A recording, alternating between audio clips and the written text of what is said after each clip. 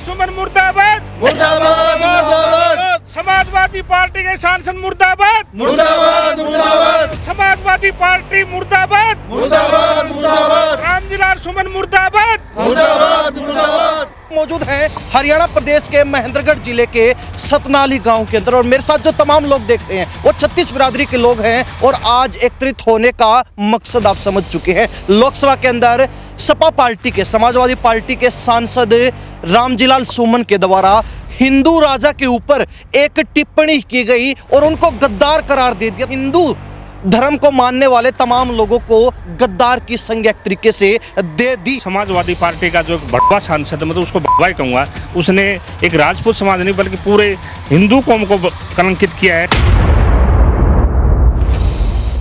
उसने गद्दार बताया, जबकि राणा सांगा एक महान व्यक्ति था। राणा सांगा ने हिंदुत्व की लड़ाई के लिए लगभग 100 युद्ध किए, कभी राणा सांगा आज तक हारा नहीं है। कभी किसी राजा जी के खिलाफ बोल रहे हैं, कभी किसी के खिलाफ बोल रहे हैं। ये एक बहुत बड़ी षड्यंत्र है। जिसने भी ये अभद्र टिप्पणी की है उनके खिलाफ या तो मुकदमा दर्ज करे और इनका बायकॉट करे। इब्राहिम लोदी को हराने के लिए युद्ध में उन्होंने जो है बाबर को हिंदुस्तान आने का निमंत्रण दिया था, इसलिए वो गद्दार है। इस बात में कितनी सच? जी ये बिल्कुल गलत है। उस जो ये रामजिलाल सुमन है उसके कोई सर्टिफिकेट की जरूरत नहीं है। पूरे देश के हिंदुत्व को पता है, पूरे देश की 36 कौम को पता है कि महाराणा सांगा कौन थे। ये 36 कौम ये इस देश को के रोडों पर आ जाएगी और भारतीय जनता पार्टी को, नरेंद्र मोदी को संभालना बड़ा मुश्किल हो जाएगा। ऐसे आदमी के जूते मारने चाहिए, काला मुंह करना चाहिए ऐसे आदमी का। उसको सख्त से सख्त सजा, आम आदमी को, आम धर्म को, सभी को उसको बाइकआउट करना चाहिए। तरीके की राजनीति को कितना सही माना? छोटी राजनीति। वहां पर सांसद जी को मुद्दा उठाना चाहिए था, पानी का, बिजली का, बेरोजगारी का मुद्दा उठाना चाहिए था, लेकिन वो मुद्दे ऐसे उठाते हैं। एक जमींदार के, एक किसान का, अब आपकी नहरों में पानी कितने दिन में आया है? पूरे सीजन में पानी नहीं आया। जब हमारी फसलें बर्बाद हो गई हैं उसके बाद आज पानी आया है। बताओ क्या मतलब है इनका? समाजवादी पार्टी का जो अध्यक्ष है अखिलेश यादव जी, उसको मैं कहना चाहता हूं कि आने वाले समय में हिंदू वोटों का इंतजार न करें। वो या तो उसको पार्टी से जल्द निकाला जाए और ये जो रामजिलाल सुमन अपने आप को जो कहता है ना भगवा, वो जल्दी से जल्द हिंदू समाज के सामने, भारत के देश के सामने माफी मांगे।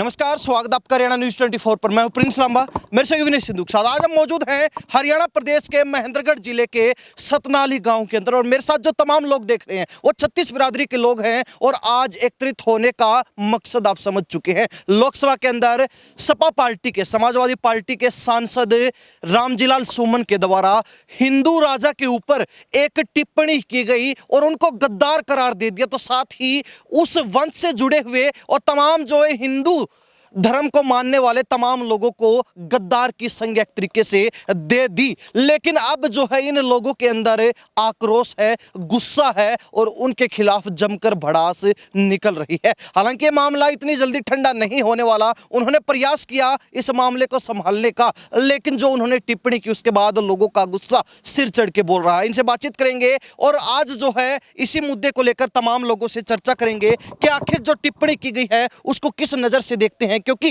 एक राजा को लेकर जिसने पूर्व में हिंदुस्तान की संस्कृति को बचाने का काम किया, जो बाहरी आक्रमणकारी थे उनके साथ युद्ध लड़े, अपनी जो है बड़ी बड़ी सेनाएं गवाई, काफी लोगों को जो है युद्ध मैदान में मरते हुए देखा, क्योंकि वो रक्षा कर रहे थे अपनी प्रजा की, अपने धर्म की, अपनी संस्कृति की, अपनी जो है कर्म भूमि की, अपनी जन्मभूमि की। और अब उन्हीं जो है राजा महाराजाओं को, जिनको 36 बिरादरी का माना जाता है, जिन्होंने भारतवर्ष की संस्कृति को बचाने में अपना लहू का कतरा कतरा बहा दिया, अब उन पर जो इस तरीके से टिप्पणी की जा रही है तो इन लोगों का क्या सोचना है, इस बारे में क्या कहना है? जी सबसे पहले आपका बहुत स्वागत है।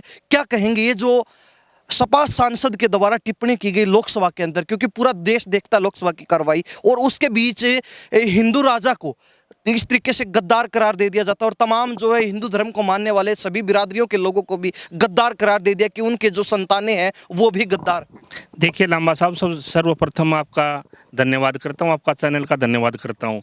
सर्वप्रथम मैं समाजवादी पार्टी का जो एक भड़वा सांसद, मतलब उसको भड़वा ही कहूँगा, उसने एक राजपूत समाज नहीं बल्कि पूरे हिंदू कौम को कलंकित किया है। वो कारण क्या है? उसने गद्दार बताया, जबकि राणा सांगा एक महान व्यक्ति था। राणा सांगा ने हिंदुत्व की लड़ाई के लिए लगभग 100 युद्ध किए, कभी राणा सांगा आज तक हारा नहीं है। लेकिन वो अपनी पॉपुलरिटी के लिए वो ऐसा शब्द राणा सांगा कहता है, और समाजवादी पार्टी ऐसा दो धर्मों को आपस में बांटने के लिए करती है। मैं तो भारतीय जनता पार्टी को कहता हूं कि वो भी बड़ा से बड़ा संज्ञान ले। नहीं, आने वाले समय में जो अगला चुनाव होगा उसमें भारतीय जनता पार्टी को इसका बहुत बड़ा परिणाम भुगतना पड़ेगा, क्योंकि किसी भी भारतीय जनता पार्टी के बड़े से बड़ा लीडर का कोई बयान नहीं आया इसके पक्ष में। और राणा सांगा तो वो थे, यदि ये रामजीलाल सुमन इसका हिंदू नाम है, यदि महाराणा सांगा उसके वंशज महाराणा प्रताप नहीं होते तो आज वो सुमन नहीं होता उसका नाम जललेखा पल्लेखा कुछ खान नाम से होता। तो मैं पूरी 36 बिरादरी की तरफ से, सतनाड़ इलाके की तरफ से उसकी बहुत भर्त्सना करता हूं, तथा समाजवादी पार्टी का जो अध्यक्ष है अखिलेश यादव जी, उसको मैं कहना चाहता हूं कि आने वाले समय में हिंदू वोटों का इंतजार न करें, वो या तो उसको पार्टी से जल्द निकाला जाए। वो ये जो रामजीलाल सुमन अपने आप को जो कहता है ना बड़वा, वो जल्दी से जल्द हिंदू समाज के सामने, भारत के देश के सामने माफ़ी मांगे, तब ये समस्या हल होगी। नहीं तो पूरा हिंदू समाज, पूरा 36 कौम रोडों पर आ जाएगी और वो पूरे देश को, इस भारत की सरकार को संभालने के लिए बड़ी मुश्किल हो जाएगी। राठौर साहब से बात करेंगे। आपने कहा कि महाराणा सांगा जो थे, जिनको संग्राम सिंह नाम था लेकिन बाद में महाराणा की उपाधि मिली क्योंकि मेवाड़ का शासन उन्होंने संभाला, मेवाड़ की गद्दी उन्होंने संभाली। राजपूत वंश से आते हैं, राजपूत महाराजा के रूप में पहचान उनको मिली जन्म से ही, और उसके बाद जो है 36 बिरादरी के लिए, अपने धर्म को बचाने के लिए उन्होंने काम किया। तो जिस तरीके से सांसद महोदय ने सदन के अंदर बोला, जो लाइव टीवी के ऊपर, कि महाराणा सांगा ने बाबर का सहारा लिया था इब्राहिम लोदी को हराने के लिए युद्ध में, उन्होंने जो है बाबर को हिंदुस्तान आने का निमंत्रण दिया था, इसलिए वो गद्दार है। इस बात में कितनी सच्चाई? जी ये बिल्कुल गलत है। उस जो ये रामजीलाल सुमन है, उसके कोई सर्टिफिकेट की जरूरत नहीं है। पूरे देश के हिंदुत्व को पता है, पूरे देश की 36 कौम को पता है कि महाराणा सांगा कौन थे। यदि महाराणा सांगा का परिवार, महाराणा प्रताप, सभी, यदि महाराणा प्रताप, महाराणा सांगा नहीं होते तो आज ये देश पूरा मोहम्मदनों का देश होता। हिंदुत्व का इसमें कोई भी कतरा नहीं बचता। सिर्फ अपनी पॉपुलरिटी के लिए कर रहा है। महाराणा प्रताप का, महाराणा सांगा का, जितने भी हिंदुस्तान के अंदर बड़े बड़े योद्धा हुए हैं, सभी लोग, मोस्टली ये जो नेता सभी पढ़ते हैं, लेकिन उसको एक पॉपुलरिटी के लिए ऐसा कर रहा है। और ये जानबूझ के, मुझे तो ये लगता है जानबूझ के अखिलेश यादव जी द्वारा कहा जा रहा है। और भारतीय जनता पार्टी के बड़े नेता का आज तक कोई बयान नहीं आया है कि वो माफ़ी मांगे। सिर्फ ये 36 बिरादरी बेचारी रोडों पर आ रही है और लड़ रही है। और मैं कहता हूँ ये 36 कौम ये इस देश को के रोडों पर आ जाएगी और भारतीय जनता पार्टी को, नरेंद्र मोदी को संभालना बड़ा मुश्किल हो जाएगा यदि इसके ऊपर जल्द से जल्द संज्ञान नहीं लिया गया तो। जी क्यों जी, क्या कहेंगे? क्या लगता है जिस तरीके से ये टिप्पणी की गई, आपको लगता है कुछ राजनीति से प्रेरित पूरा मामला है? कोई जिस तरीके राठौड़ साहब ने कहा लोकप्रियता लेना चाहते हैं। देखो ये तो क्लियर है, ये जो भाजपा पार्टी है ना, ये अकेले एक समाजवादी पार्टी की बस की बात नहीं है। ये इन्होंने एक षड्यंत्र रच रखा है। जहां हिंदू मुस्लिम ज़्यादा हैं तो उनको बिड़ा दो, जहां राजपूत जाट ज़्यादा हैं उनको राजपूत जाट से बिड़ा दो, यूपी में यादव हैं तो यादवों के साथ बिड़ा दो, बिहार में यादवों के साथ बिड़ा दो। जहां जो मिलता है, राजनीति पार्टियों का मुख्य उद्देश्य यही है कि आपस में बिड़ाओ और अपना वोट बैंक लो। जो ये रामजीलाल सुमन है, इसने जो ये टिप्पणी करी है, ये सर्व समाज के राजा थे, किसी एक आदमी के राजा नहीं थे, सर्व समाज के राजा, देश के लिए काम कर रहे थे। आपके मेरे लिए अकेले के लिए नहीं किया, उन्होंने अपने घर के लिए नहीं किया, ये पूरे समाज के लिए, पूरे देश के लिए उन्होंने अपना प्राण न्यौछावर किए थे। आज ऐसे राजाओं के, कभी किसी राजा जी के खिलाफ बोल रहे हैं, कभी किसी के खिलाफ बोल रहे हैं। ये एक बहुत बड़ी षड्यंत्र है। ये देश की भाजपा पार्टी को सोचना चाहिए, समझना चाहिए, ये सुधर जाए। अगर ये नहीं सुधरी तो रोडों पे आपने बांग्लादेश में क्या हालात है, जो हालात है वही हालात करवाने के लिए तुले हुए हैं ये। तो मैं यही कहना चाहूँगा कि भाजपा पार्टी भी इस पे संज्ञान ले और ऐसे आप शब्द बोलने वाले किसी भी धर्म जाति किसी के भी हो, उन पे संज्ञान लिया जाए। आपको नहीं लगता कि राजाओं को अक्सर देखा जाता है और कई बार ऐसे मामले सामने आए हैं, हिंदू राजाओं को ही ज़्यादा टारगेट किया जाता है, चाहे वो सदन की कार्रवाई हो या फिर रैलियों के अंदर भाषण देने की बात हो। कई बार ऐसी टिप्पणियां की जाती हैं जिससे लोगों का भड़कना लाजमी हो जाता है। ये तो क्लियर है, इनका काम ही ये है। अगर हिंदुओं को नहीं भड़काएंगे, इनका मकसद ये हिंदू को मुस्लिम के खिलाफ भड़का दो तो हमारा हिंदू वोट बैंक इकट्ठा हो जाएगा। जहाँ पे मुस्लिम ज़्यादा हैं वहाँ पे कोई इनको और षड्यंत्र चला दो। इनका मेन मकसद ये है हिंदू मुस्लिम है। आप हरियाणा में क्या है, हिंदू मुस्लिम नहीं है, जाट नॉन जाट का कर दिया, राजस्थान में राजपूत जाट का कर दिया, आप बिहार यूपी में वही मैंने आपको बताया, वही मामला है सारा। इनको सिर्फ वोट से मतलब है, किसी राजा महाराजा की कोई कदर नहीं है इनको। जी क्यों जी, क्या कहेंगे, क्या लगता है जिस तरीके से सपा सांसद की जो टिप्पणी सामने आई उसके बाद तमाम जो लोग सामने आ रहे कह रहे हैं कि ये गलत टिप्पणी की है, क्या कहीं ना कहीं इतिहास के साथ एक तरीके से छेड़छाड़ करने का काम, राजा महाराजाओं का कहीं ना कहीं जो है अपमान करने का काम किया जा रहा है? ऐसा ही कर रहे हैं जी, ये कुछ नहीं कर रहे, ये अपने वोट की बैंक की तैयारी कर रहे हैं, कुछ नहीं है, लोगों को बढ़ाते हैं, आप अपना साथ करते हैं। उनके लिए तो उनके कुछ नहीं है, ये मंत्री क्या है, नेता क्या है, ये देश को लूट खा रहे हैं, इनसे ज़्यादा क्या है। ये उनको तो बता रहे हैं गद्दार, नहीं तो उनको उसके ऊपर कार्रवाई करनी चाहिए जी जिसी पार्टी को। बिल्कुल, ये तमाम जो लोग हैं इनसे बातचीत भी कर रहे हैं। जी क्या कहेंगे साहब, ये जो टिप्पणी की गई है राणा सांगा के ऊपर, महाराजा सांगा के ऊपर, क्या कहेंगे इसको लेकर? हम तो ये कहेंगे ये तो एक पॉलिटिकल मुद्दा है और कोई मुद्दा नहीं है, क्योंकि नेता, ये तो नेता हैं, वो महान व्यक्ति थे जिन्होंने देश के लिए किया है, और महान व्यक्ति देश का जो भी होता है वो देश के लिए होता है, किसी पार्टी विशेष का नहीं होता। हम तो ये कहेंगे कि भाई जिसने भी ये अभद्र टिप्पणी की है उनके खिलाफ या तो मुकदमा दर्ज करे और इनका बायकॉट करे। आपने कहा कि ये नेता हैं, चलो नेता राजनीति करते ठीक है, लेकिन राजनीति इस तरीके से करना, राजा महाराजाओं को अपमानित करना, उनके प्रति जो अपशब्द बोलना कितना सही मानते हैं? बिल्कुल गलत है, अच्छी राजनीति है, अच्छी राजनीति नहीं है, सभ्य राजनीति होनी चाहिए, कोई भी करता है उसको। तो आपको क्या लगता है जिस सांसद ने ये बात कही है उसके लिए क्या कुछ किया जाना चाहिए, उसके ऊपर क्या क्या जो है आप क्या सोचते हैं कि कार्रवाई होनी चाहिए? उनके खिलाफ एफआईआर दर्ज करके ना उसको अरेस्ट करना चाहिए और अखिलेश जी ने अपनी पार्टी से इसको निष्कासित कर देना चाहिए। ऐसे आदमी के जूते मारने चाहिए, काला मुंह करना चाहिए ऐसे आदमी का, उसको सख्त से सख्त सजा, आम आदमी को, आम धर्म को, सभी को उसको बाइकआउट करना चाहिए। जी तमाम लोगों से बातचीत करें। हालांकि इतिहास, जब हमने इस मामले पर नज़र डाली, जब हमने भी इतिहास खंगालने की कोशिश की तो हमें भी यही जानने को मिला कि महाराणा सांगा ने बाबर का सहारा नहीं लिया था, बल्कि महाराणा सांगा और बाबर के बीच खानवा में भयंकर युद्ध जरूर हुआ था, लेकिन उन्होंने इब्राहिम लोदी को हराने के लिए बाबर का सहारा नहीं लिया। ये हमने कहीं भी इतिहास में नहीं पढ़ा। अभी हमने खंगालने की कोशिश की तो भी हमारे सामने ऐसा कुछ नहीं आया। यानी कि एक तरीके से जो सपा सांसद थे उन्होंने जो टिप्पणी की है उससे लोगों में रोष जरूर है, लोगों की भावनाएं आहत जरूर हुई हैं, क्योंकि राजा महाराजाओं का इस तरीके से अपमान करना जो देश के लिए गौरव है और उस गौरव के साथ छेड़खानी करना, खिलवाड़ करना, शायद ही कहीं पर इसको लाजमी माना जाए, कहीं पर इसको सही माना जाए, बिल्कुल गलत है। और इस तरीके से टिप्पणियां करना भी बिल्कुल बेबुनियाद है, क्योंकि अगर नेता हैं, अगर उनको राजनीति करनी है, अगर पार्टियों को, विपक्षी दलों को, सत्ता दल को घेरना है तो मुद्दों पर बात होनी चाहिए। इस तरीके की बेबुनियाद बातें सदन के अंदर उठाना, कहना, लोगों की भावनाओं को आहत करना, लोगों को भड़काने का प्रयास करना, शायद ही कोई सही बताए, ये सब चीज़ें बिल्कुल ही नाजायज़ हैं, गलत हैं। राठौड़ साहब क्या कहेंगे आप, जिस तरीके से सांसद साहब ने पहले बात बोली कि ये गद्दार हैं, ये वो हैं, लेकिन अब कहते हैं कि मेरे भावनाएं आहत करने का कोई इरादा नहीं था, अगर फिर भी कुछ किसी को बुरा लगा हो तो मैं माफ़ी मांगता हूँ। देखिए लंबा जी, मैं बताता हूँ, राजा महाराजाओं का तो इतिहास एक वीर गाथाओं से भरा हुआ है, और एक छोटा सा सुमन ये कहता है, गद्दार कहता है, अरे 100 से ज़्यादा उसने युद्ध लड़े महाराणा सांगा ने, उनके आने वाले पीढ़ियों ने 100 से ज़्यादा युद्ध लड़े। महाराणा सांगा 45 वर्ष की उम्र में तो शहीद हो गए थे इस देश के लिए, और फिर वो गद्दार कहता है। और युद्ध भी उन्होंने एक भुजा नहीं थी उनकी, एक आंख नहीं थी उनकी, उस हालात में भी उन्होंने लड़े। उस हालात में ये हथियार नहीं होते थे, कुछ नहीं होते थे, सिर्फ भाले और तलवार की लड़ाई होती थी, और वो उसने युद्ध लड़े, और वो एक छोटा सा आदमी गद्दार बताता है। मैं अखिलेश यादव जी को कहना चाहता हूँ उसको तुरंत पार्टी से निष्कासित करना चाहिए तथा उसके ऊपर मुकदमा दर्ज करना चाहिए। अभी मैं बताता हूँ, ये जनता है, ये 36 कौम है, ये रोड के ऊपर आ गए ना। अभी पीछे आपने सुना होगा नेपाल के अंदर जनता रोडों पर आ गई, वहाँ राजा का राज था, फिर मांग करने लगे कि हमें राजा का राज चाहिए। आपको पता होगा, क्योंकि वहाँ न्याय नहीं होता। यहाँ कहाँ न्याय है?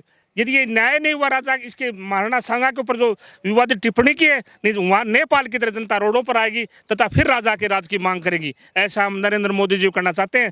जल्द से जल्द इस मुद्दे को सॉर्ट आउट करे तथा उसके ऊपर मुकदमा दर्ज होना चाहिए। जी राजू साहब, बातचीत लगातार आपसे कर रहे हैं।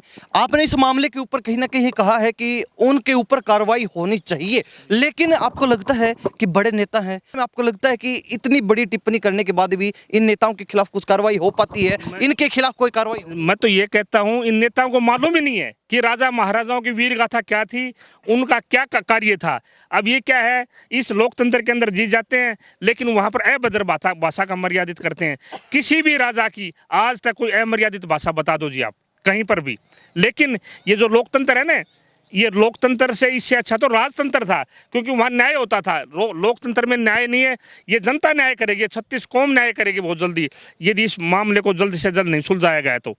और हम अखिलेश से भी मांग करते हैं, भारतीय जनता पार्टी से मांग करते हैं कि जल्द से जल्द इस मुद्दे को सुलझाए, नहीं तो फिर जनता रोडों पर आ जाएगी। तो आप देखते हो लंबा साहब क्या हाल होगा। नहीं लगता अखिलेश यादव भी लोकसभा के सदस्य हैं, वो भी वहां पर मौजूद होंगे उस समय? उनको रोकना नहीं चाहिए था, उसी समय टोकना नहीं चाहिए था, उसी बात पर वहीं सदन में खड़े होकर उनको ये नहीं कहना चाहिए था कि इन्होंने जो गलत टिप्पणी की उसके लिए मैं क्षमा मांगता हूं? जी उनको तो कहना चाहिए था, क्योंकि उनकी पार्टी के राज्यसभा सांसद है।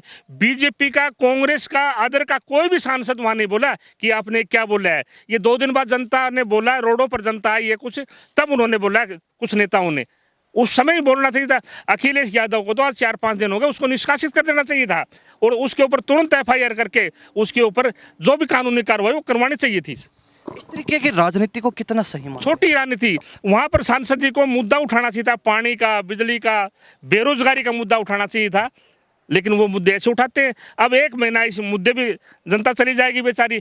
अब सदन के 1 दिन का सदन के ऊपर राज्यसभा हो, चाहे लोकसभा हो, चाहे विधानसभा हो, करोड़ों रुपए का खर्च आता है, लेकिन अमर्यादित भाषा बोल के उसको वाई लूटने के लिए, और वो क्या नाम है, पूरी संसद की कार्रवाई लगभग 10 दिन के लिए खराब कर देते हैं वो। और आपको बता दें कि हाल ही में एक लेटेस्ट रिपोर्ट भी सामने आई है कि सदन के अंदर जो भी सांसद प्रतिनिधि चुन के भेजे गए हैं उनका भत्ता बढ़ाया जा रहा है। जो पूर्व सांसद हैं उनकी जो हर महीने पेंशन मिलती है वो बढ़ाई जा रही है। जो फिलहाल सांसद वर्तमान, उनकी सैलरी बढ़ा दी गई। पहले 1 लाख रुपए मिलते थे, अब 1,24,000 रुपए उनको मिलेंगे। उनको जो TADA मिलता था वो बढ़ चुका है। उनको जो तमाम सरकारी सुविधाएं, सरकारी लाभ मिल रहे थे, सभी बढ़ाने का जो है बिल जो है पास कर दिया गया कि अब इनको जो है चाहे सैलरी हो, चाहे भत्ता हो, चाहे पेंशन हो, सब कुछ बढ़ के मिलेगा। लेकिन ये सांसद महोदय कर क्या रहे हैं, क्या कर रहे हैं? ये सैलरी इनको हर बार बढ़ के चाहिए। पहले 1 लाख थी, अब 1,24,000 लेंगे। भत्ता जो है 20,000 मिलता था, अब 30,000 रुपए लेंगे। पेंशन जो है कम थी तो उसमें भी 10, 15, 20,000 रुपए बढ़ा के लेंगे। लेकिन मुद्दे उठाते नहीं है, बातें बेबुनियाद करते हैं। लांबा साहब, मैंने पहले भी आपके चैनल के द्वारा 1-2 बार आवाज़ उठाई है कि घर की भाई, अपने गांव में कहते हैं घर की भाई काका लिखनिया। ये अपने सैलरी, भत्ते, जितने भी इनको फायदे मिलते हैं वो लगवा लेते हैं। किसान की, जमींदार की, मजदूर की कोई नहीं सुनता। यहाँ किसान बेचारा, अब ये देखिए गेहूं के लिए अब इस मुश्किल से 30 कुंटल पैदा होगा, पूरी जिंदगी लगा देता है किसान एक मतलब खेती करने के लिए। अब बेचारा जब ये छोटी से छोटा प्रोग्राम करता है, विवाह करता है, शादी करता है, कोई भी छोटा प्रोग्राम करता है, उसको साहूकार से कर्ज लेना पड़ता है। आखिर हालात ये होते हैं कि उसको कुछ न कुछ बेचारे को जमीन दिखानी पड़ती है। और सांसद महोदय, एक सांसद ने भी, राज्यसभा सांसद, लोकसभा सांसद, कल वो बिल पास किया है ना, उसका विरोध नहीं किया कि क्या कर रहे हो। मैं तो आपके चैनल के माध्यम से कहना चाहता हूँ, आप विरोध की बात कर रहे हो, वहां पे वो अपनी पार्टियां भूल गए। कौन बीजेपी का, कौन सपा का, कौन कांग्रेस का, सभी जो है एक साथ इकट्ठे हो गए, एकजुट हो गए कि हाँ ये तो बढ़ना चाहिए। जब चुनाव लड़ते हैं ना तो बड़े बड़े वादे करते हैं, जन सेवा करूंगा, सामाजिक सेवा करूंगा। अरे भाई, तू जन सेवा कर रहा है, सामाजिक सेवा कर, तनख्वाह किस चीज़ की? जन सेवा कर, या चुनाव मतलब है। मैं तो आपके चैनल के माध्यम से कहना चाहता हूँ लांबा साहब, इनको 1 रुपया भी नहीं मिलना चाहिए। और मैं 1-2 बार वहाँ संसद में गया था, वहाँ पर इनको 6 रुपये में भरपेट खाना खा लेते हैं ये लोग। तो इतनी सब्सिडी है, शाही भोजन होता है उसमें, वेज नॉन वेज 6 रुपये के अंदर। लंबा साहब, मैं तो ये कहता हूँ उनकी सारी सुविधाएं खत्म करके वो सुविधा का जो पैसा वो किसान को, जमींदार को और मजदूर को मिलना चाहिए। क्यों जी, क्या कहेंगे? इस तरीके से जो है जात पात, धर्म के बीच में आपस में लड़वाना, लोगों को उलझाना, मुद्दों की बात ना करना, क्या कहेंगे? ये चल क्या रहा है आज के दिन सदन में? ये लंबा सब मुद्दे कहाँ से लाएंगे? आप विधानसभा में देखा होगा आपने, एक गोबर खा रहा है, दूसरा कुछ कर रहा है। ये अपनी विधानसभा, जो हमारा सबसे बड़ा मंदिर मानते हैं, उसमें ये भाषाएं बोलते हैं ये आदमी। आप संसद में देख लो कितनी बार हंगामे हुए हैं कि गालियां देते हैं और देते हैं। ये इनको कोई बात नहीं करते। एक जमींदार का, एक किसान का, अब आपकी नहरों में पानी कितने दिन में आया है? पूरे सीजन में पानी नहीं आया, जब हमारी फसलें बर्बाद हो गई हैं उसके बाद आज पानी आया है। बताओ क्या मतलब है इनका? ये मुद्दे नहीं चाहिए इनको। जाति धर्म, जाति को जाति से बढ़ा दो, धर्म को धर्म से बढ़ा दो। हमारे वीर शिरोमणि जो हमारे राजा योद्धा होते थे उनको बदनाम कर कर करके अपनी टीआरपी बढ़ा रहे हैं, अपनी पॉपुलैरिटी बढ़ा रहे हैं, अपनी राजनीतिक उसको अस्तित्व को बढ़ाने के लिए हमारे राजाओं को महाराजाओं को उनको गालियां दे देंगे। क्या मतलब है इनका?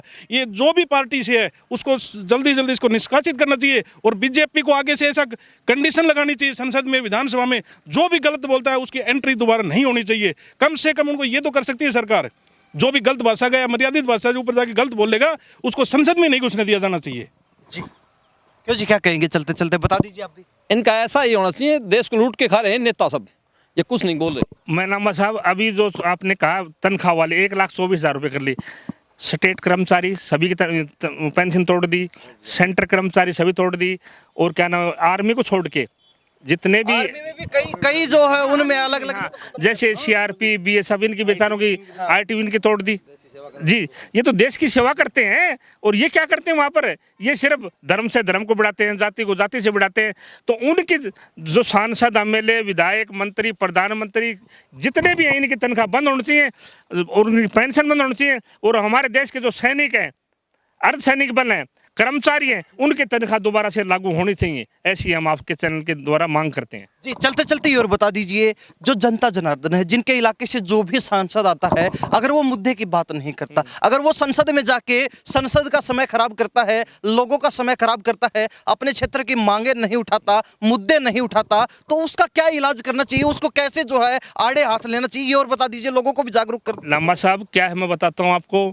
अब ये कुछ दिन से ऐसा दौर चल रहा है, इनको ज़्यादा जोर नहीं आता जीतने के लिए। धर्म से लड़ा दो, गाय, पाकिस्तान, मुसलमान, हिंदू, जातिवाद। मैं ये कहता हूँ सांसद साहब, जितना भी सांसद है 543, सबको संसद के अंदर अपने क्षेत्र की मांग उठानी चाहिए। और ये ऐसी मर्यादित भाषा बोलते हैं वहाँ पर, इनको तुरंत से तुरंत निष्कासित करना चाहिए, तथा ऐसा कानून बनाना चाहिए जो भी सांसद कम से कम उसके 90% संसद के अंदर हाजिरी होनी चाहिए, और जो भी सांसद जहाँ है उसी क्षेत्र की उसको मांग उठानी चाहिए। मैं तो आपके चैनल के माध्यम से ये कहना चाहता हूँ।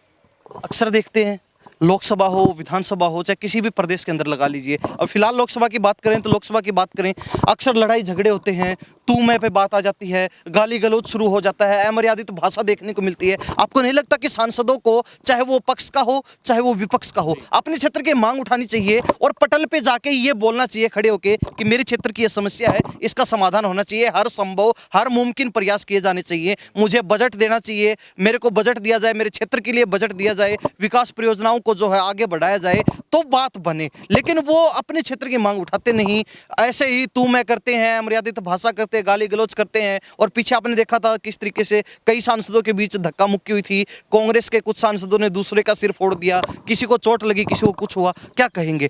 सिर्फ अपने क्षेत्र की मांग उठाकर कोई सांसद अपना काम नहीं करवा सकते, या फिर लड़ाई झगड़ा जरूरी है? लांबा साहब, मैं बताना चाहता हूँ, इस क्षेत्र की जो मुख्य मांग है, इस क्षेत्र के अंदर पानी 1,000 1500 फीट नीचे गया, एक बूंद भी पानी नहीं है। नहरों के अंदर 2-2 महीने से पानी नहीं आता। ये मांग तो क्षेत्र के सांसद साहब, विधायक सबको उठानी चाहिए। मैं कहता हूँ ये अब की बार यदि 1 साल के अंदर नहरें नहीं आई तो 5 साल के अंदर मैं श्योरिटी के साथ कहता हूँ ये क्षेत्र पलायन कर जाएगा, क्योंकि पानी नहीं है इस क्षेत्र में, बिल्कुल ड्राई है। नहरों में पानी नहीं छोड़ा जाता। ये दक्षिण हरियाणा में बिल्कुल पानी नहीं है। यहाँ का भगवान ही रखवाड़ा, यहाँ का कोई नेता कोई रखवाड़ा नहीं है। मैं इस आपके चैनल के माध्यम से कहना चाहता हूँ, इस नहरों में से जल्दी पानी छोड़ाए। अब ये नहर देखिए लांबा साहब, आप जाओगे एक बूंद पानी नहीं आ रही इसमें, जोड़ हैं वो सूखे पड़े हैं। 3-4 दिन पहले नहरें आई थी, हमने विधायक जी से बात करी थी, उन्होंने कहा 2-3 दिन में छुटवा दें। वो पानी तो आया, लेकिन हमारे एक जोड़ के अंदर पानी आया, बाकी सब सूखे हुए इस इलाके के नहरें सूखी हुई हैं। तो मैं आपके चैनल के माध्यम से कहना चाहता हूँ कि जल्द से जल्द इस इलाके में पानी की बड़ी समस्या है और ये इसका समाधान करवाया जाए। जी बहुत बहुत धन्यवाद।